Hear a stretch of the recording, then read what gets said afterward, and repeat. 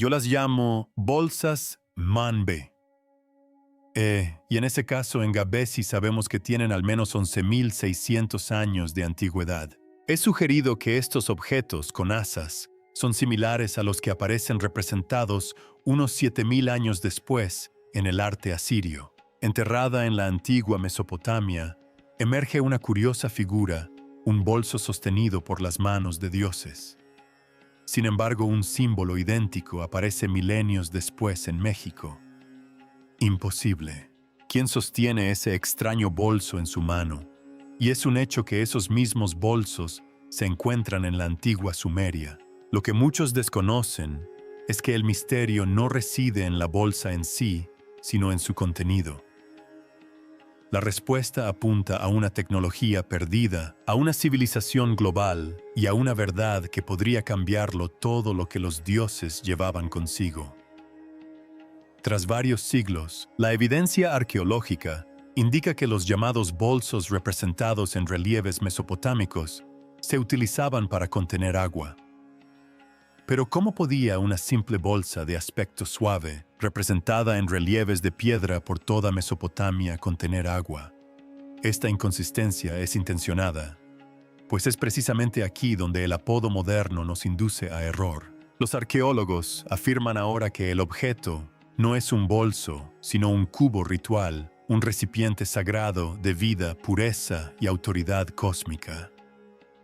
El descubrimiento clave se produjo en Balawat, cerca de la antigua ciudad asiria de Amgur y Lil. En 1878, el explorador asirio Hormuz Rasum descubrió las colosales puertas de bronce encargadas por el rey Shalmaneser III entre 858 y 824 a.C.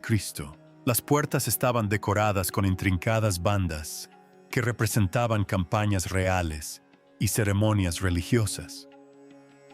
Una excavación posterior en 1887, realizada por E.A. Wallace Budge para el Museo Británico, reveló algo aún más crucial.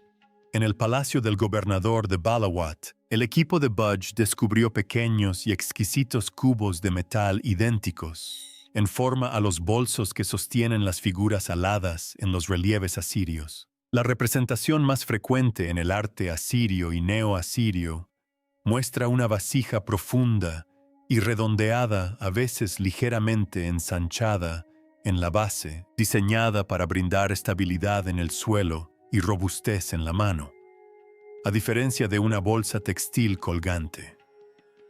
El cuerpo grueso de la vasija suele presentar tallas que imitan nervaduras, vetas de madera o relieves metálicos. Estos detalles sugieren materiales reales: juncos densamente tejidos, bronce fundido y martillado, o madera dura tallada y pulida con esmero ceremonial. El recipiente es siempre sólido, nunca se deforma ni se derrumba. Está construido para contener algo importante. Además, el icónico arco no es una correa. Es un asa rígida que soporta peso, tallada con la misma solidez que el recipiente. Sus extremos se unen al borde sin fisuras, diseñados como una sola pieza. En algunas escenas, el asa se eleva con tal tensión que un pomo o remate redondeado se asienta en su ápice como una corona simbólica. Una correa flexible jamás podría contener agua. Un asa rígida, sin embargo, tiene perfecto sentido para un cubo destinado a levantar y verter. Si bien no podemos basarnos en los relieves de piedra para la identificación literal de los materiales, la arqueología nos ofrece raros paralelismos metálicos que han sobrevivido. Estos cubos rituales posteriores, hechos de bronce o cobre, demuestran una artesanía excepcional, a menudo decorados con patrones geométricos o incrustados con materiales preciosos. Su existencia respalda una conclusión. El bolso mesopotámico era un recipiente ceremonial de alto estatus, más que un contenedor utilitario. Otro aspecto a destacar es que el motivo del bolso no se limita a un solo objeto repetido sin cesar. Se trata de un conjunto de objetos sagrados, a veces relacionados en forma pero con significados distintos. Algunas figuras portan un objeto plano y cuadrado, a veces con forma de cruz, apoyada en el antebrazo, como una pequeña tablilla fundacional. Estas losas, que generalmente se llevaban cerca del pecho, eran emblemáticas de la ley divina, el orden cósmico o la autoridad del rey. No eran simples herramientas, sino símbolos de decreto y poder. Otras escenas muestran una herramienta esférica o en forma de pera, inconfundiblemente la cabeza de una masa ceremonial, instrumento de autoridad, guerra y juicio. Su inclusión revela otra capa de simbolismo divino. Los dioses no solo nutren la vida, sino que imponen el orden cósmico. Representaciones menos comunes muestran una pequeña vasija, a menudo llena de luz. Estas pueden representar recipientes para incienso, aceite o sustancias sagradas utilizadas en rituales de purificación. Toda esta familia de objetos, cubo, tablilla, masa, vasija, apunta a un tema unificador. Son herramientas de autoridad sagrada, insignias de seres encargados de mantener el orden en el universo. No son decoraciones aleatorias, sino un lenguaje visual codificado, y el cubo es su piedra angular. El cubo en sí no era uniforme. Algunos estaban tallados con patrones que recordaban a recipientes de junco tejido. Otros parecían metálicos decorados con rosetas o diseños geométricos. Esta variación indica que los artistas no representaban un objeto mítico, sino una herramienta ceremonial real, familiar, para su público. La presencia del cubo en diferentes ciudades, dinastías y tradiciones artísticas refuerza la interpretación de que tenía un propósito ritual ampliamente conocido. Si la forma primaria es un cubo para agua, ¿por qué este acto en particular de transportar agua merecía ser inmortalizado en piedra junto a dioses y reyes? ¿Y por qué, en innumerables representaciones, desde Mesopotamia hasta Mesoamérica, este cubo aparece casi invariablemente en presencia de un gran árbol, estilizado el árbol de la vida? En Mesopotamia, cuna de la civilización, el árbol es más que una simple planta. Es símbolo de autoridad divina y orden cósmico. Los relieves asirios representan dioses y seres semidivinos ante él, ofreciéndole o vertiendo líquido sobre sus raíces, fertilizando sus hojas o atendiendo a su grandeza. Una placa de marfil del siglo VIII a.C. muestra un grifo mítico mordisqueando sus hojas, sugiriendo que la esencia del árbol sustenta no solo al mundo, sino también a los seres sobrenaturales. A diferencia de los árboles frutales conocidos por la humanidad, este árbol se centra menos en el consumo y más en el mantenimiento. Ancla los cielos a la tierra y asegura el equilibrio del cosmos. A miles de kilómetros y siglos de distancia, los nórdicos imaginaron Yggdrasil, el inmenso fresno que conectaba los 9 reinos. Al igual que el árbol mesopotámico no es simplemente una planta, sino un puente entre mundos que une a dioses, humanos y muertos. Sus raíces se hunden en aguas subterráneas, sus ramas se extienden hasta el cielo, y su existencia asegura el ciclo de muerte y renacimiento. Durante el Ragnarok, incluso cuando el cosmos se enfrenta a la destrucción, el fresno perdura, enfatizando el poder eterno de sustentación que los árboles simbolizan en diversas culturas. En las tradiciones abrahámicas, el árbol de la vida en el Edén otorga la inmortalidad literal. Cuando la humanidad cae en desgracia, el acceso se ve vedado y una espada flamígera custodia el árbol. Aquí el árbol encarna un estado perdido, un paraíso inalcanzable para los mortales. De manera similar, los celtas veneraban árboles sagrados en el centro de sus asentamientos, como portales al otro mundo, conectando a los vivos con sus ancestros y enfatizando los ciclos de vida, muerte y renacimiento. En el zodíaco chino, árboles como el Pon Tau producen frutos de inmortalidad solo una vez, cada 3000 años, lo que indica que el poder de dar vida puede ser periódico, adquirido o ceremonial en lugar de continuo. En todas estas culturas, los paralelismos son sorprendentes. El árbol es fundamental, está protegido y encarna la vida, la inmortalidad y el orden cósmico. Si bien los detalles pueden variar, el principio subyacente resuena universalmente. El árbol es el axis mundi, el pilar sobre el que gira el universo. Volviendo a Mesopotamia, la distinción artística es notable. Los humanos rara vez o nunca interactúan directamente con el árbol. En cambio, es cuidado por seres divinos o sabios semidivinos. Los dioses no cosechan el fruto para sí mismos. Son guardianes y custodios del orden. El cubo en sus manos es el conducto de la vida, el medio a través del cual fluye la vitalidad del cosmos. Esta relación entre el cubo y el árbol es constante y deliberada. El agua no es meramente simbólica.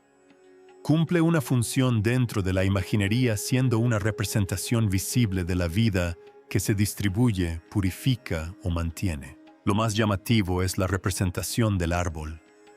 Sus hojas, frutos y tronco están estilizados, a menudo geométricos y nunca puramente naturalistas.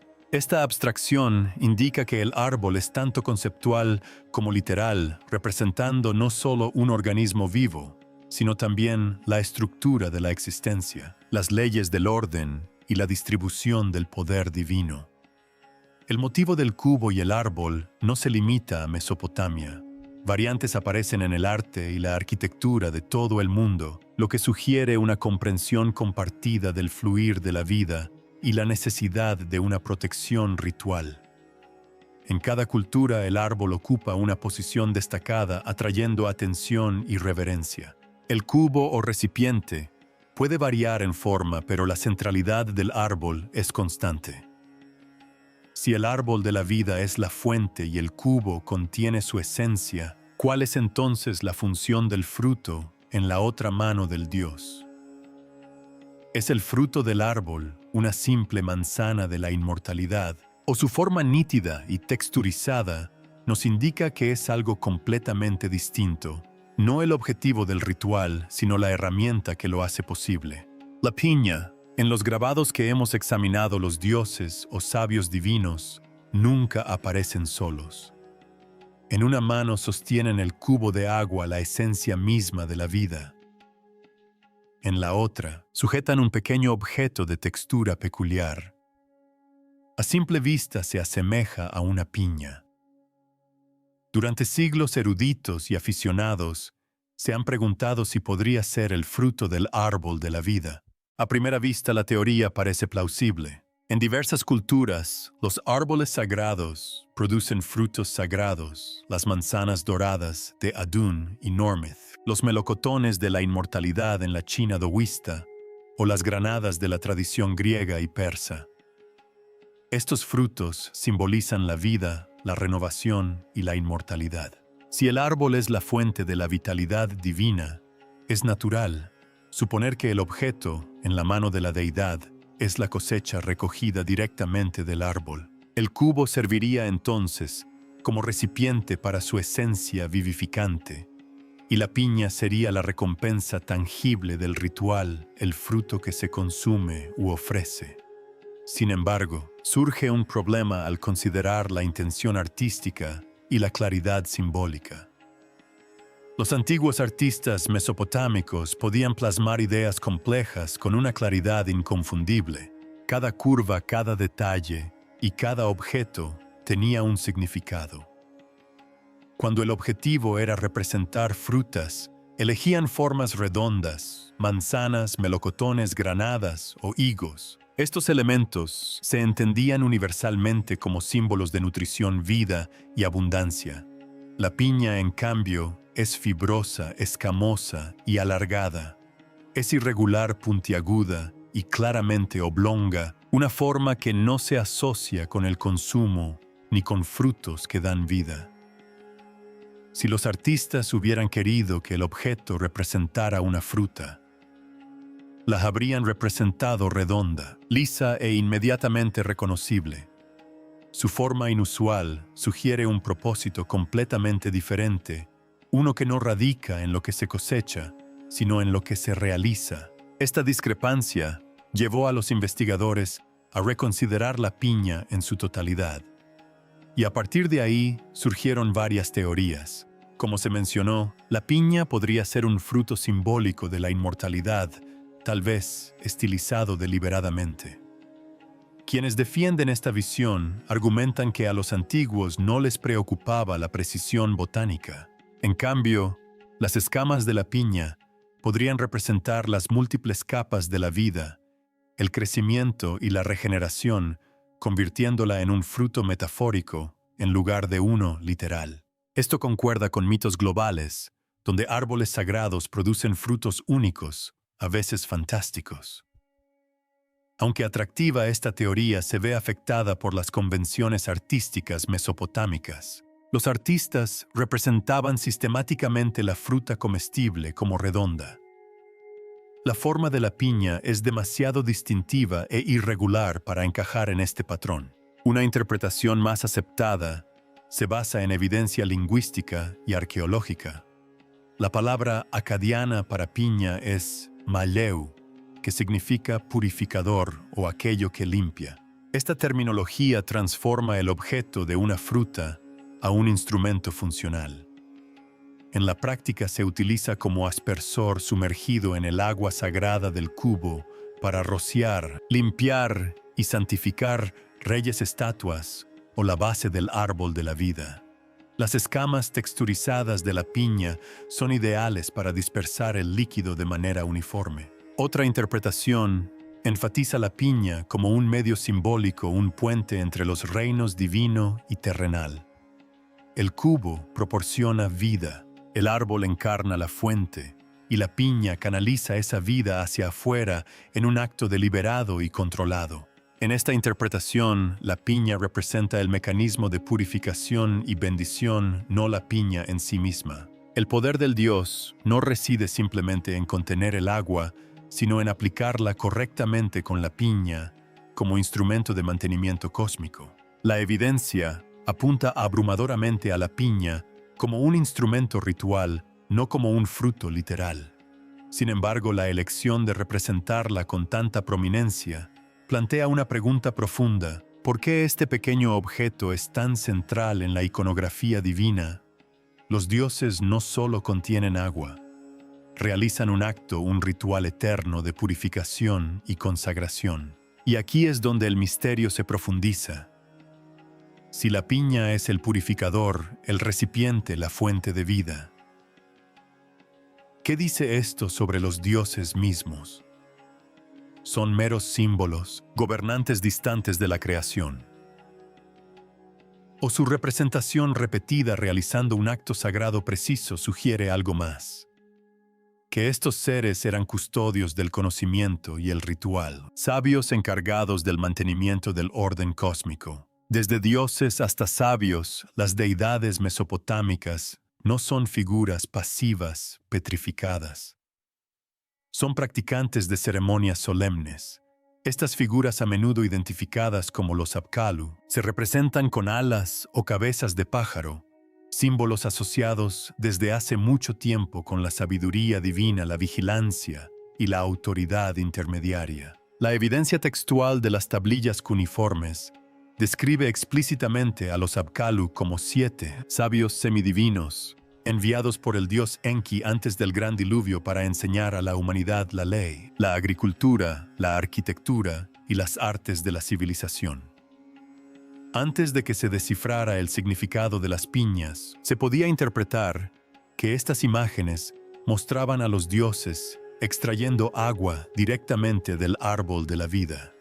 Tal interpretación implicaría que el agua del árbol confería la inmortalidad personal, presentando a las figuras como inmortales solitarios que sostenían su propia existencia eterna. Estos seres son custodios del orden divino, encargados de transferir la esencia vital de los árboles, no a sí mismos, sino a reyes, estatuas y lugares sagrados. Su autoridad se ejerce mediante acciones ceremoniales, no mediante el consumo. La evidencia arqueológica respalda esta interpretación. En palacios asirios como Nimrude bajo el Ashural II, los relieves muestran a Akkalu alado, sosteniendo el bal de Bandu en una mano y la piña en la otra, suspendido sobre la cabeza de un rey, una estatua o la base de un árbol sagrado. La representación repetida de este gesto es deliberada, ya que se trata de una libación ritual en movimiento. El rociado de agua consagrada como parte de las ceremonias de purificación se conoce como mispie, que se traduce aproximadamente como el lavado de las bocas de las estatuas divinas. Se creía que estas ceremonias activaban la presencia divina y protegían al rey o al objeto de la corrupción. Por lo tanto, los Apkallu eran agentes del mantenimiento cósmico que ejecutaban rituales para sostener el orden espiritual y político. La iconografía enfatizaba aún más su sabiduría y autoridad. Las alas, a veces completamente extendidas, denotan la capacidad de moverse entre reinos para supervisar tanto la esfera humana como la divina. Las formas con cabeza de pájaro refuerzan esta interpretación, simbolizando la percepción y la intuición celestiales. Estas señales visuales indican que los Apkallu operan tanto en la dimensión física como en la espiritual, desempeñando sus funciones con un conocimiento que trasciende la comprensión mortal. Cada aspecto de su representación refuerza su papel como practicantes del conocimiento sagrado, más que como meras figuras mitológicas. Al realizar estas ceremonias, los Apkallu sirven como mediadores entre los humanos y lo divino, guardianes de un orden cósmico que no depende de la fuerza, sino de una acción ritual precisa. Canalizan el árbol de la vida, usando su agua para santificar a los gobernantes y reforzar las jerarquías sociales y espirituales. Los reyes, a su vez, participan en estos rituales, a menudo representados recibiendo la aspersión purificadora que simboliza su alineación con la autoridad divina y legitima su gobierno. En la base de las creencias mesopotámicas se encontraba un principio fundamental: los humanos no fueron creados como hijos amados de los dioses, sino como fuerza de trabajo. Los mitos de la creación, Atrahasis y Anuma Elish, son inequívocos en este punto. Las deidades más antiguas, cansadas de trabajar para alimentarse, crearon a la humanidad a partir de una mezcla de arcilla y la sangre de un dios rebelde asesinado. El propósito de los humanos era trabajar la tierra cultivando, construir templos y ofrecer sacrificios para sostener el panteón divino. Esto estableció una cadena cósmica de existencia, con los dioses inmortales arriba y la humanidad mortal abajo, existiendo únicamente por voluntad divina. Cuando el ruido o la multitud de humanos se convertían en una molestia, los dioses no dudaban en enviar plagas, sequías o grandes inundaciones para convocar a la población, como se narra en la epopeya de Atrahasis. Esta condición de subordinación convertía la inmortalidad, según los propios dioses, en el máximo galardón inalcanzable para la humanidad. La mortalidad no era simplemente un hecho de la vida, fue un trauma central. La epopeya de Gilgamesh, la obra literaria más antigua que se conserva, es fundamentalmente una meditación de 4000 años sobre este terror. El héroe, el rey Gilgamesh, devastado por la muerte de su amigo, Enkidu emprende una búsqueda desesperada de la vida eterna, solo para verla escapársele de las manos en el conmovedor desenlace de la historia. De manera similar, el mito de Adapa explica la mortalidad humana como un error cósmico. El sabio Adapa, engañado por su dios protector, Enki, rechaza el alimento de la vida ofrecido en el cielo, renunciando así a la inmortalidad para todos sus descendientes. En esta cosmología, la muerte no era natural. Era un error o una condena, y el árbol de la vida representaba todo aquello de lo que la humanidad estaba excluida. Por lo tanto, cuando este mismo cuadro ritual aparece en la lejana civilización mecánica, nos enfrentamos a una pregunta imposible. Desarrolló otra cultura de forma totalmente independiente, no solo una bolsa de aspecto similar, sino una expresión visual idéntica para un concepto idéntico de sabios divinos que utilizan herramientas sagradas para mantener el orden cósmico. La trama, como se suele decir, se complica. Para el ojo moderno, el dibujo en la muñeca de los dioses es inconfundiblemente un reloj de pulsera. Esto implicaría que mucho antes de que existiera cualquier reloj mecánico, los antiguos artistas mesopotámicos ya lo representaban. Una idea que inmediatamente causa sorpresa, pero que carece de sentido. El tiempo en Mesopotamia se medía de forma muy diferente. Los días se dividían según el recorrido del sol por el cielo. Las noches se contabilizaban mediante relojes de agua llamados clepidras, o mediante la observación de las constelaciones. Los meses seguían el ciclo lunar y los años se calculaban según las lluvias reales o las crecidas de los ríos. La precisión y la portabilidad necesarias para un reloj de pulsera habrían sido completamente desconocidas.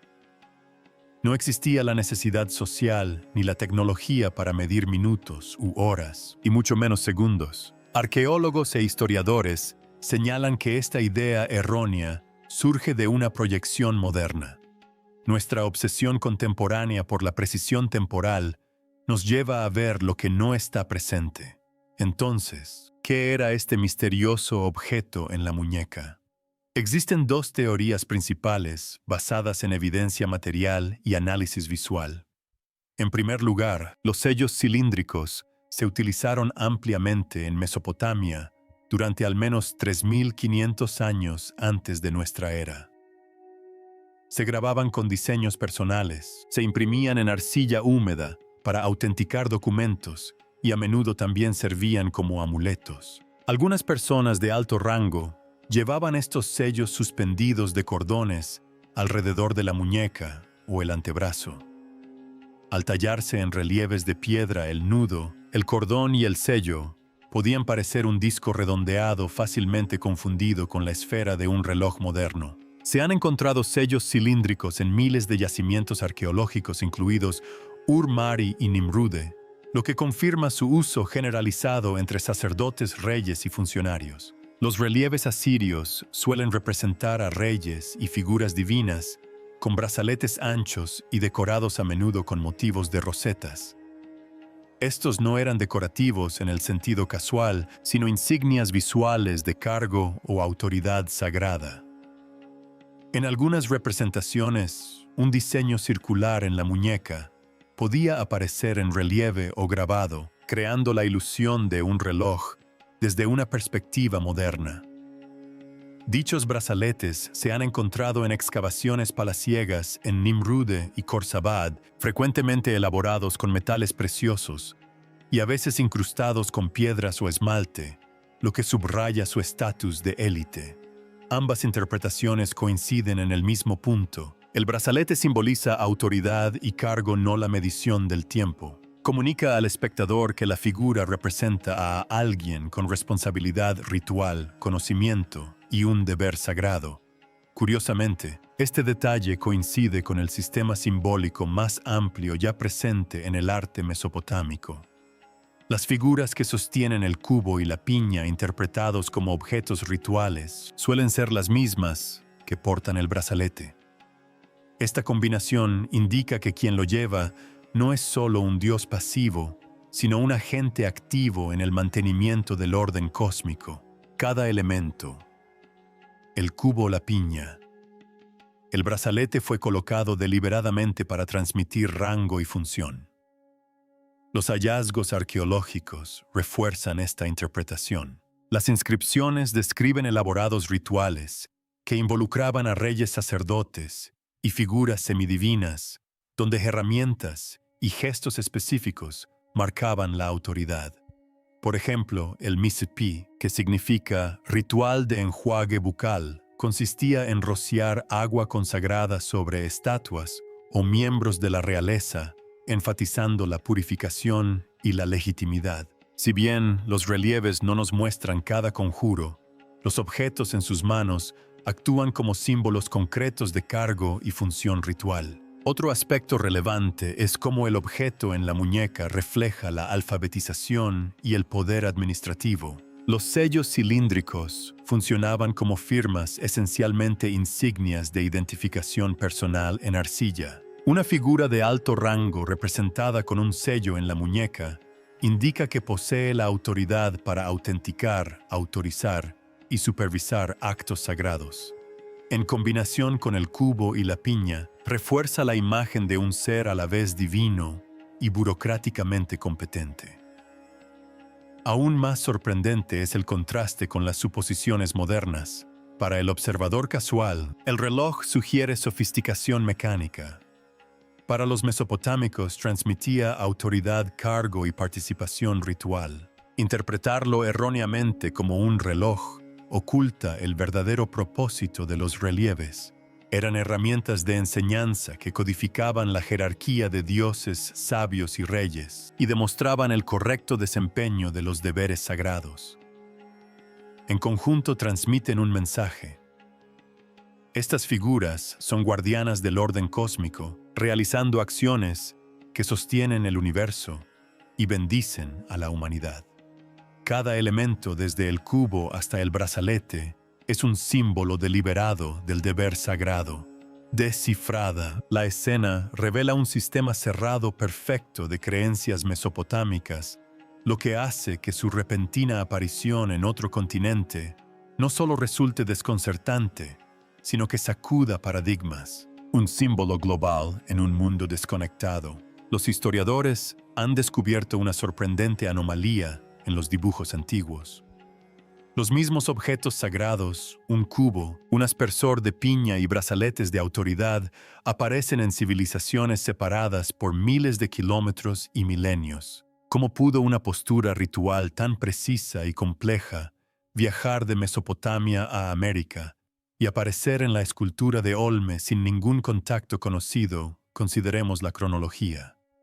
En Göbektepe, Turquía, alrededor del 9600 a.C., cazadores-recolectores tallaron pilares monolíticos que representan figuras aladas sosteniendo objetos notablemente similares al ajuar ritual mesopotámico. En Mesopotamia, entre el 2500 y el 600 a.C., los relieves sumerios, acadios y asirios formalizaron el motivo central de la realeza, la religión y la autoridad divina. Las figuras monumentales de piedra de la civilización Mech de México también muestran una postura sorprendentemente similar de una figura que sujeta un bolso distinto, haciendo eco de las representaciones mesopotámicas.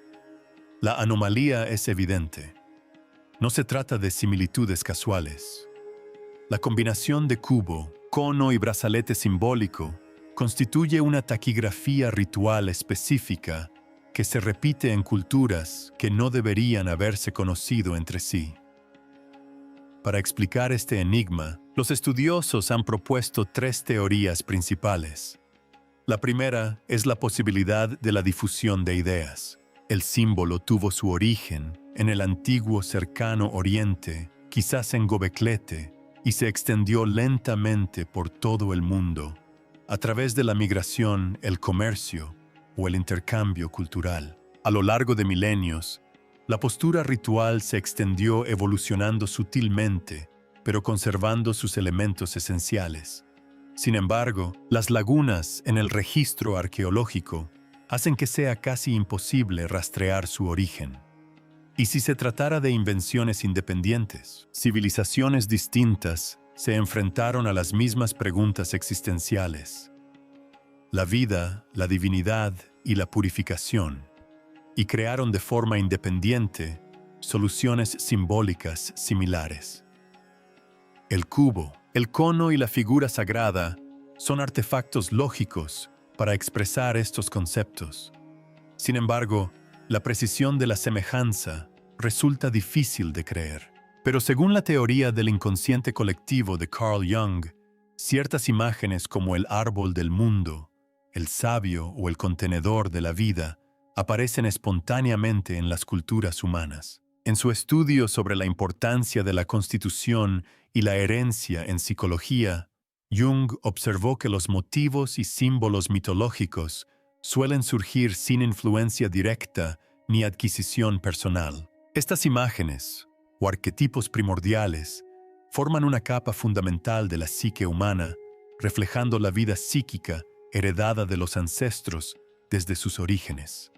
Dentro de este marco, los símbolos recurrentes pueden emerger de forma independiente en diferentes culturas moldeadas por un inconsciente colectivo que contiene profundos patrones universales de significado.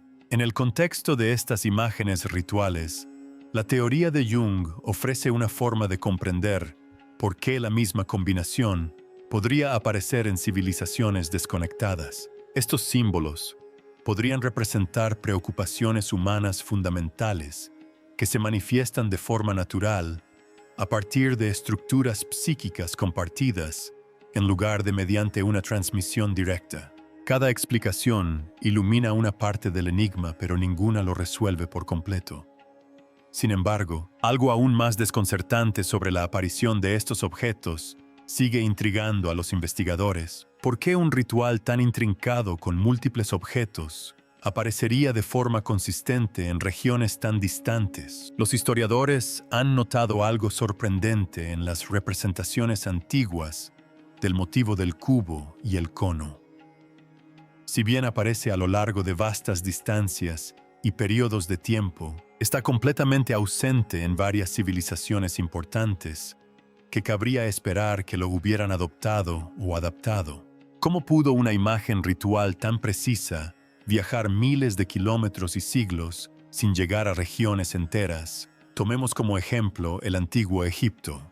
A pesar del fuerte contacto cultural y comercial con Mesopotamia, el arte egipcio no muestra figuras realizando rituales de purificación con cubo y cono. Los egipcios poseían un rico repertorio simbólico, el cubo para la vida, árboles sagrados, como la higuera sicómoro, asociada con Hathor, pero la escena ritual de estilo mesopotámico nunca aparece. Asimismo, en la civilización del Valle del Indo contemporánea, de la antigua Mesopotamia, y con extensas redes comerciales, existen sellos, figurillas y trazados urbanos que sugieren sofisticación ritual.